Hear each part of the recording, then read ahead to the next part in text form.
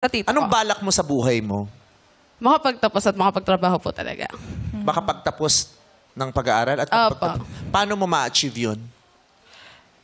Siguro po, doon po sa pagtulong-tulong ko po sa tita ko. Para makaipon Para ka. po makaipon po ako ng income. Oo. Nakakalungkot, naman yun. diba? Na yung estudyante po problemahin nila kung paano nila pag-aaralin ang sarili.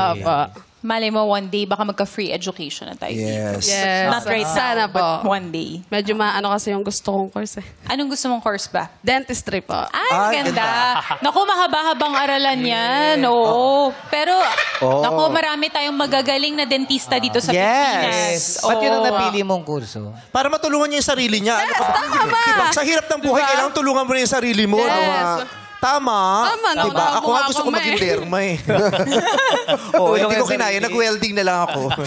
Hininang ko yung mukha ko, diba? Hindi ba mahirap yung bubunutan mo yung sarili mo? Alin?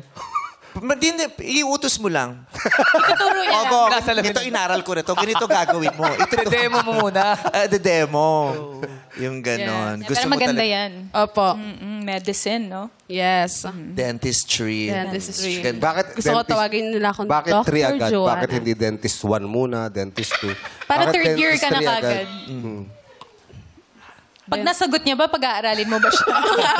Siguro pag-aaralin mo ba? Ina-explain niya sa'yo. May kinalaman kasi sa botany yan. Talaga? Bakit botany? Botany. Study of plants. Oh. Bakit may kinalaman? Dentistry. Tungkol sa mga puno kasi yan. Tree. Oo.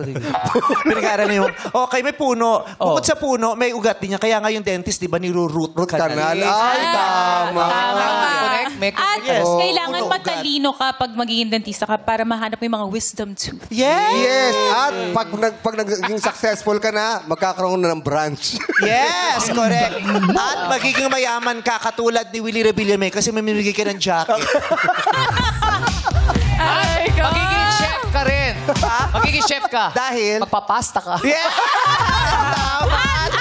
Tama. Mapapasama ka na sa royal family kasi may crown.